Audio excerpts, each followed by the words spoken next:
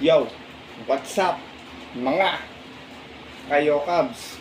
Isang magandang gabi po muli sa inyong lahat at syempre narito po muli ang inyong lingkod, Master Lakim, at welcome back po muli syempre dito sa ating Master Lakim TV. Bago ko po simulan itong ating video ngayong gabi mga bayang karista, make sure na dapat nakalike na po tayo at nakasubscribe. Huwag niyo pong kalimutan hit yung notification bell or bell icon dyan sa baba para maging updated po kayo sa mga susunod ko pa pong i-upload na video. At ngayong gabi mga bayang karista, syempre meron po tayo muling konting silip giya. At isa natin sa karera para po ngayong araw ng Miyerkules Wednesday Racing May 14, 2025 dito pa rin siyempre sa Metro North Malbar, Batangas. At meron po sila muling inihandang 7 races na magsisimula po sa ganap na alas 5 ng hapon. At sana ay nasaksen yung ating pagkatapos na ating first leg ng Triple Crown. Hopeful entry on locally bred. Ang Triple Crown natin ang nanalo po rin mga bayang karista ay si Binalot AU. Medyo di maganda tinakbo ni transform nung naging karera na yun mga bayang karista. Sa 3-year-old locally bred, sino ba ang nanalo? I hope na si District 1 nga pala nanalo rin mga bayang karista. Tapos Hisog 5 naman sa Hopeful. Ngayon si Hisog 5, nakikita po natin yan sa second leg ng Triple Crown. Si District 1 naman sa second leg ng Hopeful. Medyo akit po ng grupo yan mga bayang karista. Kaya magiging iba yung magiging lineup.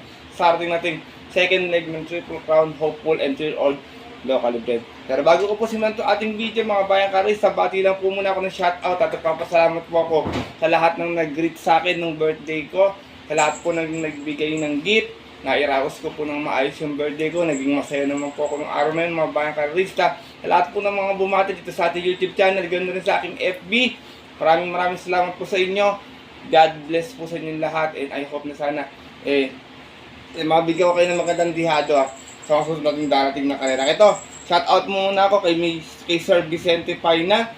Ganoon din kay Raymond Remedio, shoutout sa'yo. Kay Bonifacio Amper, kay Bro RJC Channel, kay Melchor Raimundo, kay William Yang, kay Bix Gabriel, kay Reynaldo Bernabe, Marlon Resurrection, ganoon din kay Arbel Ramirez, shoutout sa ito, sigurado ito nakatutok to, Wednesday Racing, bayang karerista. Ganoon din kay Sir Dennis Reyes, at pinapaglit po niya, si Sir Ramon de la Cruz, ng Barangay 105, shoutout po sa inyo. Ganoon din kay Kuya Criston Sanchez, shoutout sa iyo, kay Jester Byron Ferrer, Christian Fernandez, Manuel Tandes, Victor Rivera, Angel Celeste at mga Jeep at mga G5 family dyan sa Tondo, shoutout po sa inyo. Kay Sunshine Aquino, pinapagod po ng mga bayang karisat dyan sa Kuya Will OTV, ganoon din po kay Sir Will Talabukon, shoutout po sa inyo mga bayang karisat. I hope sana pala rin tayo ngayong araw na Miyerkules, makachama tayo ng yummy dividends. Na siyempre, hindi ko na rin papapatagalin agad to. At tara, punta natin agad dyan mga bayang karista matapos naman po yung ating maikling intro. Kaya let's go mga kayo guys.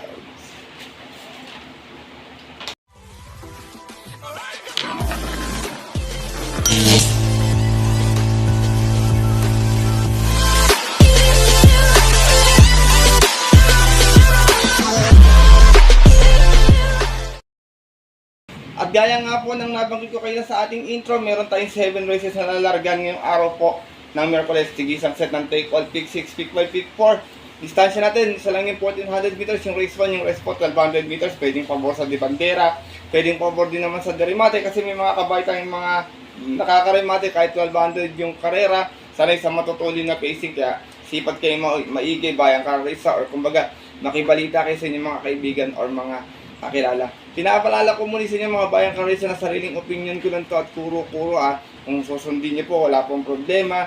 Tsaka kung medyo late po yung naibibigay ko po na at tempo ng kabay rito, kinukuha ko po yun sa mga medyo malalakas na grupong nilalabanan nila kasi medyo ngayon bumababa sila ng grupo. Siyempre, tago pa rin yung prueba nila, nandun pa rin naman yung tempo na yun.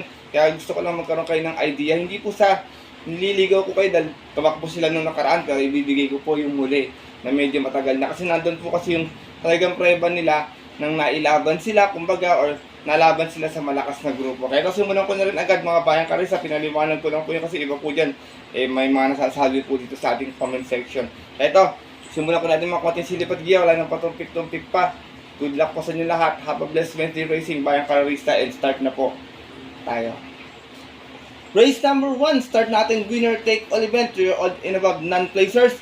Meron tayo ditong 7 rounds na naglaban-laban. kaisa-isa ang 1400 na distansya. Itong 7 na to, lahat to may panalo. Kayo nang bahala kung sino napupusuan nyo, mababalitaan nyo dito ha. Medyo mahirap to para sa akin. Pero dito ako, first choice ko, numero 3, King of Sipokot. Narerentahan po ni Jordan Guerra. Tuwak po ito na stake race ng mga bayang karisa para kina zoom in sumali to. Meron itong 115.8 sa 1200 nun. Dumating itong segundo Tarsera. Umalis ng 2-2 out of 4 sa laban-laban sa isang nabaturan noong March 7. Kung saan ang nanalo po doon yung kabayong si Sprewell. From Marlon de la Cruz sa mga renda, Jordan Guerra. Para sa ating numero 3 sa si King of Sipokot. Para ito na segunda kay Lady Bagret, kung hindi ko nagkakamali, Dihado yung kulay gray. Second choice ko to, Dihado, maganda, ginagalaw-galaw natin ko, medyo pakakalabit in this time. Numero 2, Tin City, nalarendahan po ni Jerry Shego Jr. Meron naman to 132.8 sa 1400, dumating ito pang 7, hindi naman ginalawan, umas ng 7-6. Out of 8 hours sa laban-laban sa isang 3-year-old maiden at yun po ng March 5. Yun naman po sa kairang napanalunan ng heavy favorite na si Central Luzon. From J.D. King Flores, isa mga renda, Jerry Shego Jr., para sa ating Dihado numero 2 sa si Tin City. Yung sinasama kong tolo sa other Dihado muli, numero 7, Equitem, narerendahan po ni Alison Pabilic. Equitem, meron naman itong 133.4 sa 1400, dumating itong pang-6. Umas ng 4-5 out of 7 rounds sa laban-laban sa isang 3-year-old maiden ng February 28, kung saan ang nanalo din po doon, outstanding favorite na si Lily Bell. From RC Baldonido, isa mga renda, Alison Pabilic. Para sa ating numero setting si Equitem. Race number 1, mga bayang karisa, hindi ko pa sure kung sino mayayamado rito, pero tingin ko dikit-dikit lang ang benta nito kasi medyo lahat to may panalo talaga. First choice ko po muli numero 3, King of Sipokot. Second choice numero 2, Tin City. At third choice yung numero 7 si Equitem. Good luck po. At narito na tayo sa ating race number na ating pick 6 event. 1200 class 5, 11 week. Meron tayong 8 runners na maglalaban-laban. Dito magandang kalera ito mga bayang kalesa, pero dalawa lang napili ko. Dito medyo angat sa grupo to. First choice ko, numero 4, Grand Laughter. Narerendahan po ni Patty Dilema. Medyo nagbitin last run to. May 128.2 sa 1400. Nakasegunda ito. Mas ng 4-4 out of 11 runners sa laban-laban. Same rating base po siya po na April 27. Kung saan ang nanalo po doon yung kabayang si Family Affair.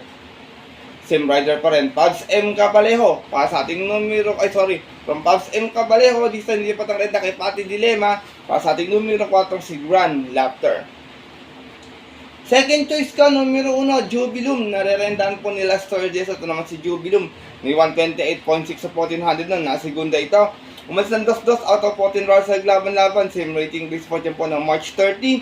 Doon naman po sa kayarang napanalunan ng kabayong si Bohemian. From Cesar Ardonia, di sa mga lalenda po, Lester De Jesus, para sa ating numero 1 si Jubilum. Race number 2, mga bayang karalista, kung may masipat kayo nang balang magdagdag na lamang ha. First choice ko po muli, numero 4, Grand Laughter. Second choice, numero 1, Jubilum. Good luck po. At lipat na po tayo sa ating race number 3. Start natin pick 1 event. Pilra accommodating this class 4, class 5. 6 and 10 split. Meron tayong muli 8 runners na maglalaban-laban dito. First choice ko, grupo niya to, tsaka distansya niya. Numero 5, Glenda's Magic. Narerendahan po ni Jerry Shego Jr. Medyo magaang ang peso nito, baka ma-irate lang ng bata. Meron itong 116.2 noon sa 1400, 1200. Dumating ito pang 4. Umis ng 2-2 out of 2 hours sa laban-laban. Ay out of 8 hours sa laban-laban. Isang rating base 11-15 at yung po nung November 29 last year. Kung saan ang nanalo po doon yung kabayong si Abalone Bandit. From Charles Reyes noon, di sa mga rerenda, Jerry Shego Jr. Para sa ating numero 5, si Glenda's Magic. Iba area nito lalo pag nakaporma sa unahan. Marami lang kasi matulog dito pero tingin ko kaya niyang unahan to. Second choice ka, pwedeng umagapay lang sa pestuan, numero 1, Quincy. Narerendaan po ni Danny Boy Camaniero. Meron naman to 115.4 sa 1200 noon, nanalo ito, mas ng 3-1. Out of 8 rounds sa laban-laban sa rating base 5 placers at yung po ng February 26. Tinalo niya po doon yung nayamadong si Queen Margot. From Alison Pabilic, this time rerenda, Danny Boy Camaniero. Para sa ating numero 1, si Quincy. Sila Saba kong third choice. Ito sinubukan to noon bilang pinahinga. Numero 6, Leviathan. Narerendahan po ni Fabs M. Cabalejo. Leviathan, tangsera nun, may 116 plus sa 1200, umalis sa 5-4. Out of 7 rounds sa laban-laban, rating B 6 and 10 at yung po ng March 7. Dun po sa karerang napanalunan ng Dihadong si Rancheros. From Pabs M. Cabalejo, this time ang rerenda mga bayang kalorista. Same rider pa rin para tayo dito. Pabs M. Cabalejo. Para sa ating number sa isa si Lebayatan. Nalito ako sa sulat ko dun. Race number 3, bayang kalorista. First choice ko po muli numero 5, Glenda's Magic. Second choice numero 1, Quincy. And third choice, yung numero sa isa si Lebayatan. Good luck po. At narito na po tayo sa ating race number 4 sa nating pick 4 event. Meron akong waiting list class 5, 6, and 10 split muli. Meron tayong 8 runners na maglalaban-laban. Dito first choice ko, pwedeng mauna, pwedeng pa rin matito. Tsaka kahit 1200 na nanalo tayo. Numero 3, Hot Legs, narerendaan po ni Michael De Jesus. Meron tong 116 plus 1200 nun, dumating itong pang-6.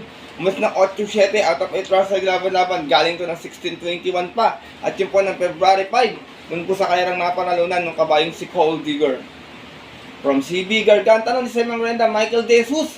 Para sa ating numero 3 na si Hot Legs, gamay ni Michael De Jesus itong kabayan na to noon pa. Second choice ko, numero 1, high quality. Narerenda naman po ni Ayi Tanchoco.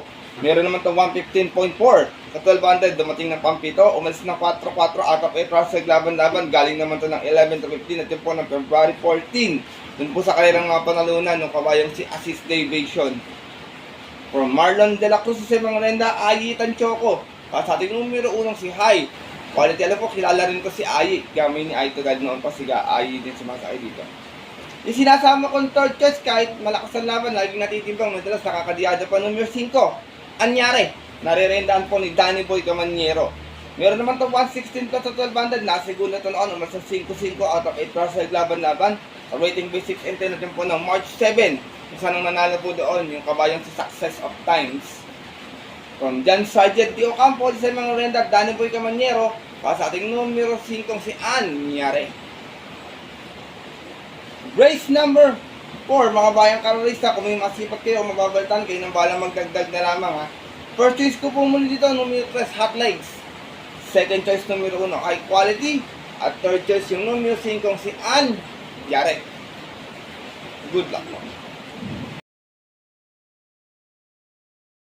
At narito na po tayo sa ating race number 5. Isa naman itong Pilra Committing Base Class 5, 11, 15 split muli. Meron tayong 8 runners sa magalaban-laban. Dito marami ko nakitang matulin bayang karalista, pero sigurado ko ito ang magdodomina na unahan. Kaya first choice ko po dito, numero 5, Grey Galloper, Galloping Ghost, narerendaan po ni Patty Dilema.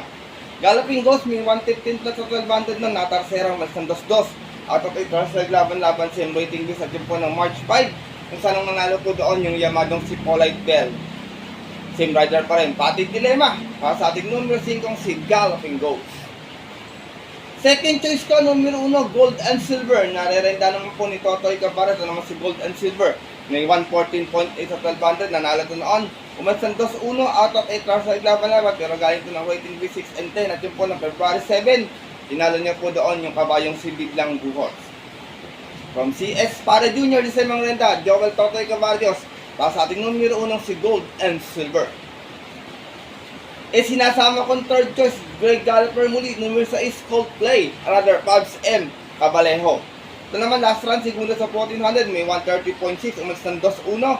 Out of 8 runs sa laban-laban, sa rating base 11-13 natin po ng May 4, kung saan nang nanalo po doon yung Yamadong si James Sad Enough. Same rider pa rin, Pabs M. Cabalejo. Para sa ating numero 6, si Coldplay. Race number 5, bayang kalorista. First choice ko po muli dito, numero 5, Galloping Ghost. Second choice, numero 1, Gold and Silver. And third choice, yung numero 6 na si Coldplay. Good luck. At lipat na po tayo sa ating race number 6, sa ating penultimate race. Ngayong araw ng Miyerkules, isa itong Pilra Combating Base Class 4, 16 and 21. Meron tayong penta-penta carry over dito. Meron tayong muling 8 runners na maglalaban-laban. Dito namamabaan ako sa grupo ito, talagang sobrang baba na kasi silang dalawa lang napili ko ito, kaya nang bala kung may masipat kayo. First choice ko, numero 7, Service Deluxe, narerendaan po ngayon ni Alison Pabilic. Meron ito 114 points sa 1200 na kung saan nakasera ito. Mas na 8-8, out of 8 runs sa laban-laban, same rating base po dyan po ng February 21, kung saan ang nanalo po doon yung kabayong si Bad Boy MJ. From Tanya Nabarosa, di sa mga renda, Alison Pabilic, para sa ating numero 7, si Service Deluxe. Second choice ko, pwedeng iuna, pwedeng i-remate, numero 8, Ginebra, nare-rendahan po ni Boji Henson. Ito, tarsera sa 1400 last time to. May 129 flat, umas ng 7-8. Out of 12 bars sa laban-laban, same rating base po dyan po ng April 27. Yung po sa kanilang mga panalunan ng Yamadong si Chocolate Thunder.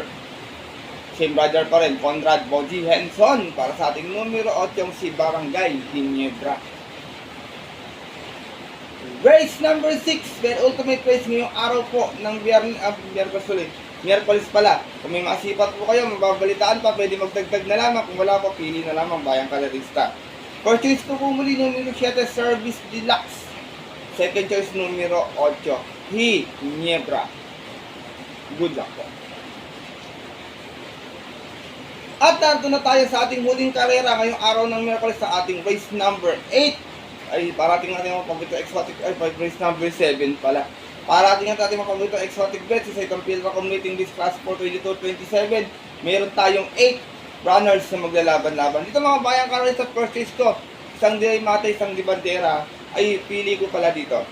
First choice ko, nagbabalik this time, potted horse numero 3, si Rice, na re-rendahan po ni Jordan Guerra. Last run nito, may 113.8 sa 1200, dumating ng pang-6. Umasan 2-2 out of 8 rounds sa laban-laban, galing doon ng 28-33. At yun po ng January 15, kung saan ang nanalo po doon yung Yamadong si Midnight Cat. From John Sargent D. Ocampo, this time ang rerenda po, Jordan Guerra, para sa ating numero 3 sa si Bryce. Second choice ko, horse to beat, state race campaigner, numero 8, Added Haha, narerendahan po ni John Paul A. Guse. Segunda to noon sa 1,800 meters, meron itong 155.8 mga Bayang Kalerista. Masando 3-3 out of 8 rounds sa laban-laban. Isang special race noong March 16, kung saan ang nanalo po doon yung pagdihadong si Batang Kanlaon. Same rider pa rin, John Paul A. Guse, para sa ating horse to beat na numero 8, yung si Added Haha. Last and final race mga Bayang Kalerista. Tingin ko kung magiging palaban naman yung 8, pwedeng soloin to. Medyo nagtitipid kayo ng kapital ko ng baba ng laban na dito. First choice ko po muli numero 3, si Rice. Second choice numero 8, Added Haha. Good luck po.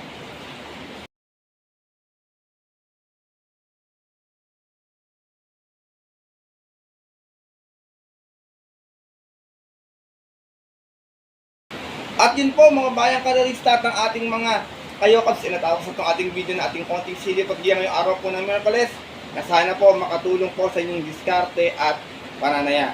Maaari niyo pong sundin itong ating giya kung bet niyo kung medyo diadisa po kayo. Kung hindi po, wala pong problema, hindi ko po pinipilit na sundin ito mga Bayang Kalerista.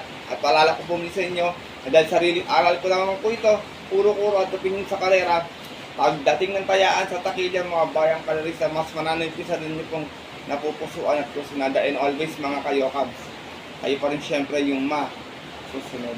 Good luck po muli sa inyo lahat and have a blessed Wednesday racing.